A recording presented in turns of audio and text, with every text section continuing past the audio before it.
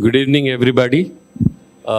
It's my honor and privilege to actually making know the entire August gathering about Mr. Pratul Shroff.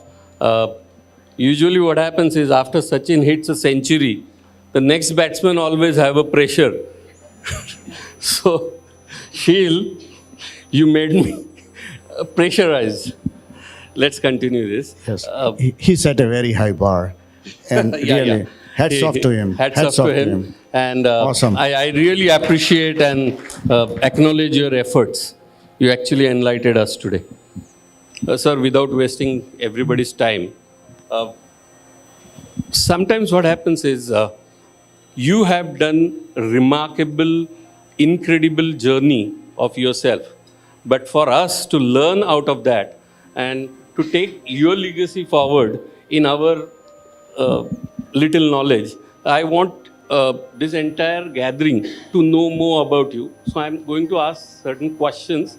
Please do not take it otherwise. It's just that your journey should be incorporated in that particular manners. So what was your initial inspiration after you probably came out of your IIM Ahmedabad or be heading towards US? So what was that initial inspiration? Could you just throw light on that, please? Sure. So you want a story or We would love to have story. personal story, or do you want truth or a true story? Truth. Okay. So the reason I went to IIM, I really didn't have anything better to do. Wow. That's great. But it always was kind of my dream that I want to pursue an MBA. I saw a lot of value, and that's why I went there. And then I started InfoChips. And actually, before starting InfoChips, I looked at wind turbines. I looked at real estate construction. I looked at a lot of stuff. But then I said, this really doesn't sound exciting to me. And there is a very wise saying that says, when you are a hammer, everything looks like a nail. So whatever you're good at, whatever you're good at, you just view the world through that lens and that prism. And since I was an engineer, I worked in the semiconductor, I viewed the world from that. And to collaborate that, there was also a report by NASSCOM. I'm talking about way back in 93, 94, that the software market is going to be gazillion dollars, some number, right? Some $1 billion, and there are a lot of opportunities. Because I worked in USA, I had a lot of colleagues, I had a lot of friends, and what Shil talked about, a lot of them had a lot of trust. Good for me that they trusted me, and that's how we started the services business in software technology and the hardware technology. So it was a conscious decision. Yes, it was a very conscious decision. Okay. So what but more importantly, sorry to interrupt you, I think it's about the passion. I read in a book that passion is God saying hello to you. So if there is a lesson in there, I think one should always follow his or her passion, which is more important than anything else. And especially, and I'm not saying that's the only way to do it. There are 9 ways to skin a cat. You can run after money. That's also fine. But if you're going to build something which is lasting for a longer time and you're going to enjoy your journey, then following your passion, you're not going to get tired. Following money, there will be ups and downs, this and that, and you might get tired. Following passion, every day you get up and go at it, take the challenges and solve them. So what were your challenges when you started InfoChips? I think almost all entrepreneurs face the same challenges, right? Because No, but yours was different because semiconductor was not in India that time. Even the thought was not there. So again, going back to what I said, right? When you are a hammer, everything looks like a nail. I had done semiconductor, and there was a transition, there was a paradigm shift that happened. when I was designing chips at Intel, a lot of things were done by hand. And by 95, in 15 years, there was a revolution, and there were tools, the industry calls them EDA, electronic design automation tools, which doesn't require electrical or electronic engineer really to know the semiconductor device physics. You really don't have to know the physics of it. You can actually design using a software language. And that's a massive change. Is it a reverse integration? No, it's just the advancement of the technologies, right? If I have to give you a parallel, the cars started getting designed by the tools, right? CAD/CAM tools. So the equivalent of that in electronics engineering, that the chips started getting designed by tools. You have to know the language. You really don't have to know the nitty-gritty details. And for those of you who go to the MBAs and do the management and all of that, there is a Michael Porter, and one of the things he talked about is environmental scanning. You continuously have to scan your environment to see whether there are any disruptive things happening around you. I thought that that was disruptive, that there is a talent pool in India that they don't know anything about semiconductor physics, but they know about electrical engineering. And if they can master these tools, then maybe there is a bright career ahead of them.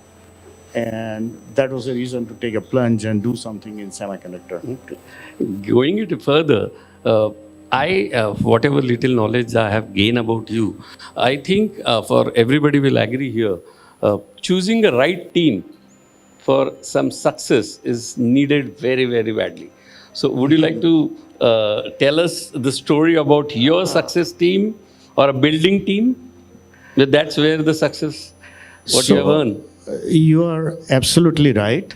But if you look at Ahmedabad back in 90s, I think there was no ready-made talent, if I may say so.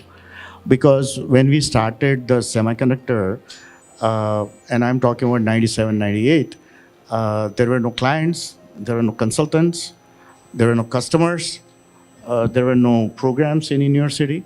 So basically, we had to teach ourselves. So basically, and this is a true story, there are 4 electrical engineers that I hired. I threw them the challenge that if you master this software language, your life is going to change.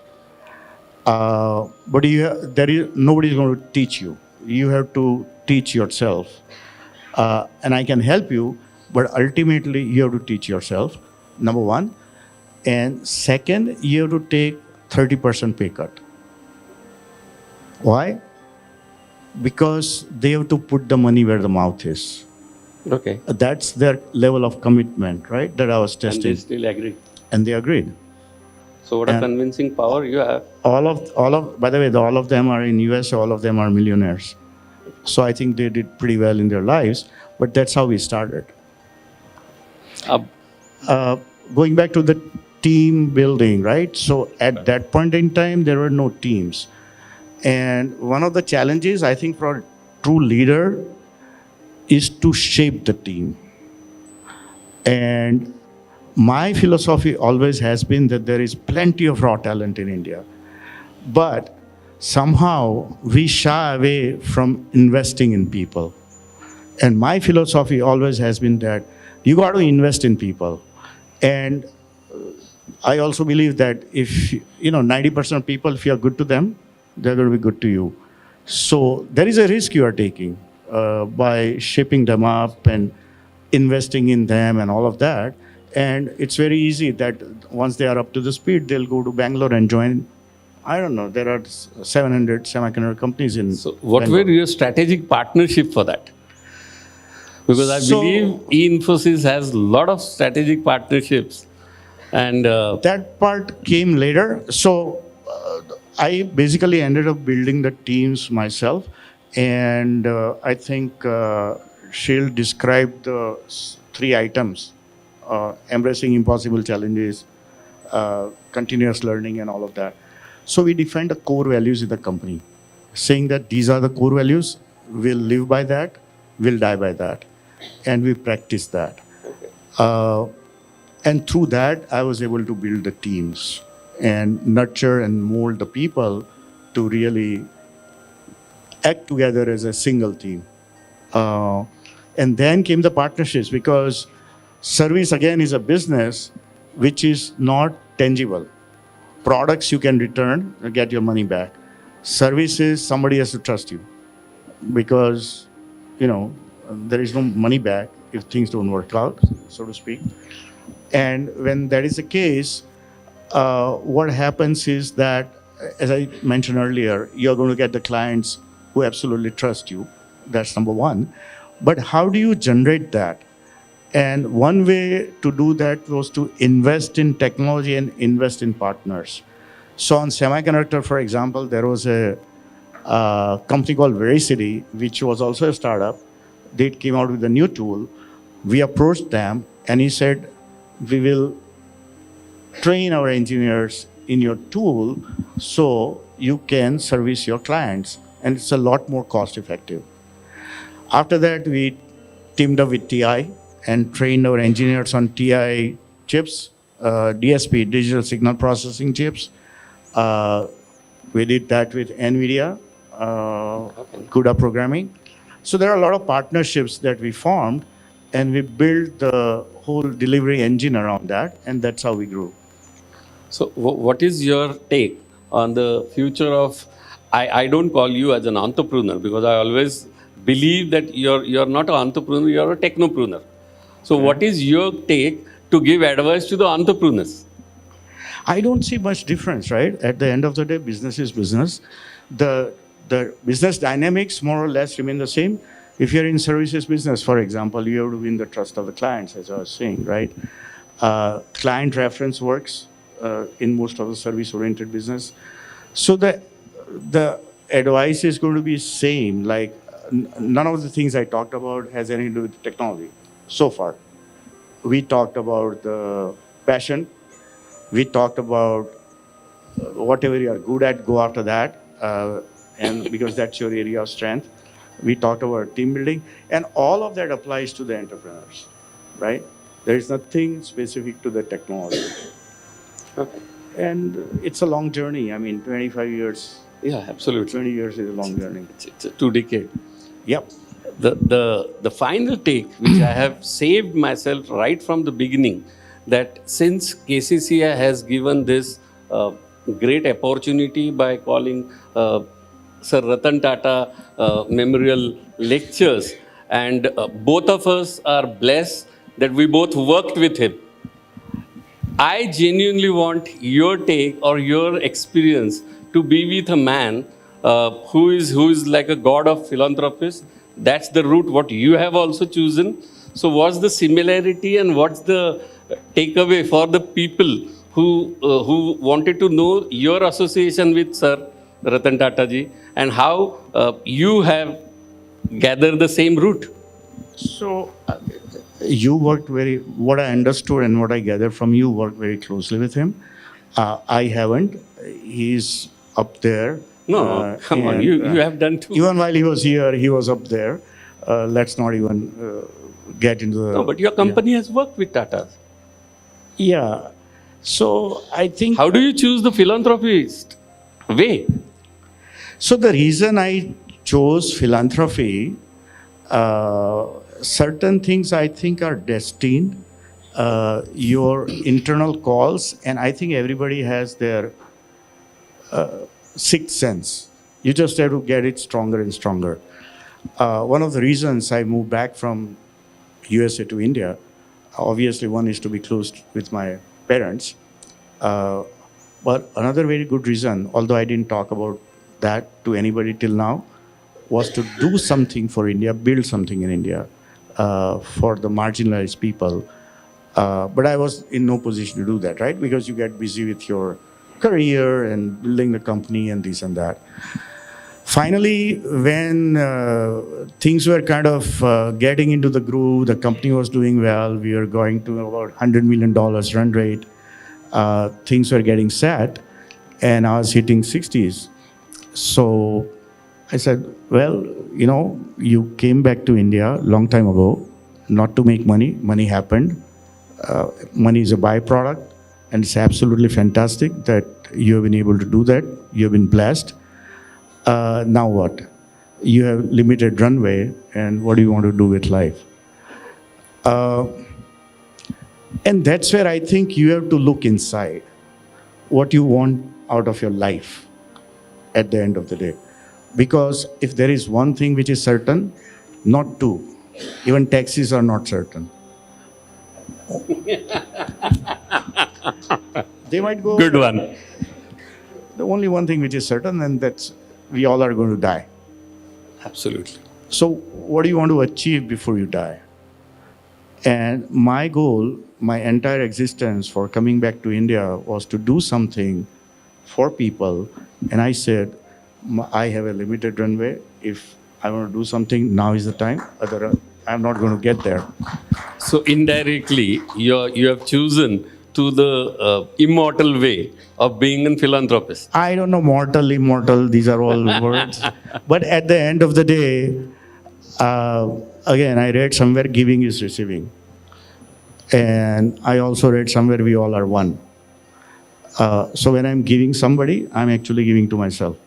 And that's a very, I think it's a very profound statement. And I'm blessed to have some level of realization to think like that when I'm doing something for somebody, I'm not doing it to somebody, but to myself. Giving is receiving. And with that, I started philanthropy, and at the risk of sounding immodest, I think in the last 4 years, we have made very significant strides in the areas that we operate. For example, in education, I started this in 2012, and again, there is a story. Would you like to say something about Viraj? I think people will get tired by now, right? It's hitting 8:50. No. I think. So I had. Thank you with your this thing. So I had InfoChips in 2012. I had a manager, Uday Desai, and throughout my engagement with my managers at InfoChips, while walking the corridors, I'll talk about we should do something. One day he walked up, he said, "Are you serious or you're just saying these things?" I said, "I'm dead serious." I said, "I am also interested in doing something." I said, "Let's start right now. Tomorrow, you transition from being in InfoChips to the foundation." Okay. And that's how we started in 2012. We chose primary education in rural tribal schools as the first area of operation. He started with 6 schools at that time. From 2012, 6 schools. Today we operate in almost 750 primary schools of government where there is deficit of teachers. In partnership with government, we cover about 81,000 children. Starting with almost functionally literate, we get them streamlined. And last year, we improved the results. If I average out, from 34% average score at the beginning of the academic year to 67. This is incredible. This is incredible. And what I did, all my knowledge I gained at InfoChips in terms of the core values I talked about, that Sheil talked about, I kind of lifted them. Building the talent, I kind of lifted them. Building the leadership team, I kind of lifted that out of InfoChips. And really working with the team. In a proper words, you have given them a platform to perform. And they have given me a platform to perform. Okay, that's being modest. No, it's true. It's absolutely true. So we have about 1,000 people in the foundation, which is like a company, right? So what's the next stage now? If I may ask so. So right now I engaged with at least 4 other NGOs where I'm kind of helping them with the building the leadership, setting their core values, building the culture. I am very big on culture. I don't think we understand the importance of the culture yet, but he talked about, culture at Google. And I think InfoChips is doing very well because of the culture that we were able to set there by defining certain way of doing things. And the biggest compliment, another story, one of the HP, everybody must have heard of Hewlett Packard, right? Once upon a time in 80s and 90s, one of the greatest computer company. The giant. Giant. Avago they bought HP, but one of the Avago was our client doing the chip design. And he said, Pratul, the biggest compliment I can pay you is that I haven't met any outsourcing company like yours, and you are doing the same thing that we used to do things in HP, Wow. the HP way. That's a big one.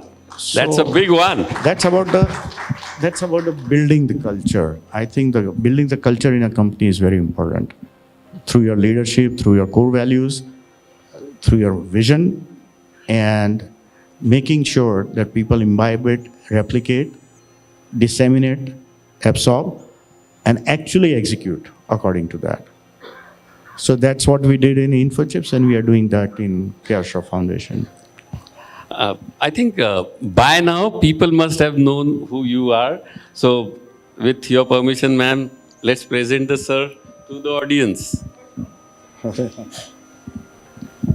questions, sir? You have to go somewhere? No. You sit here. What are you talking about?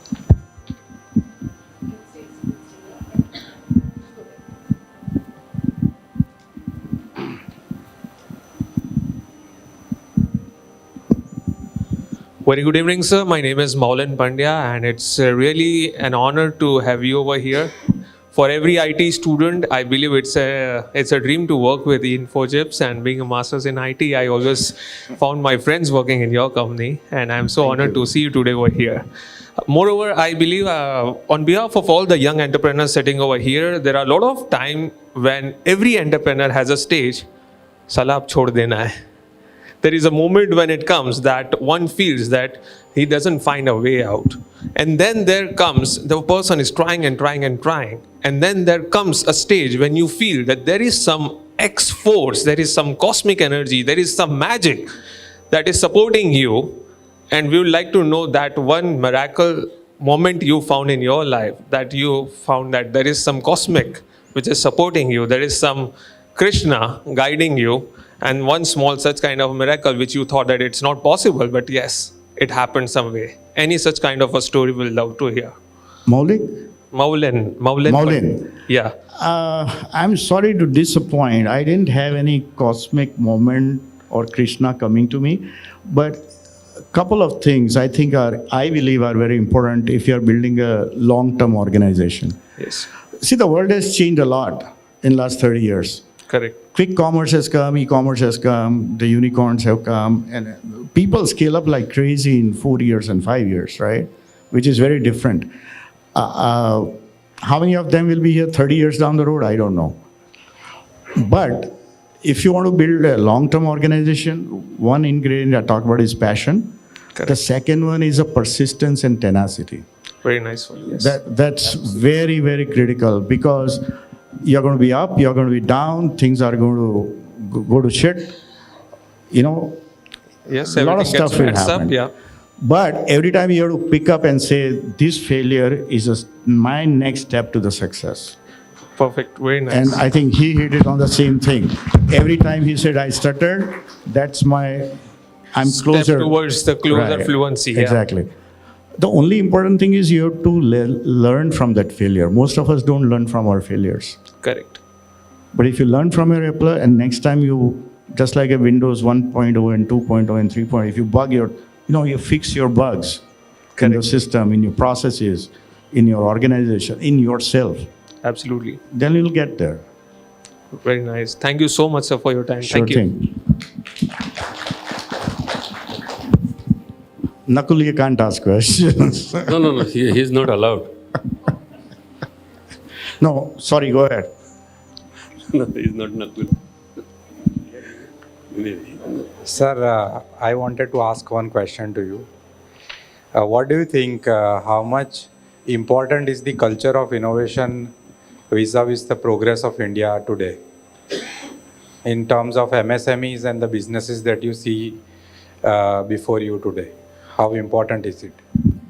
So I think India is at a very historical moment all the structural things are right in place.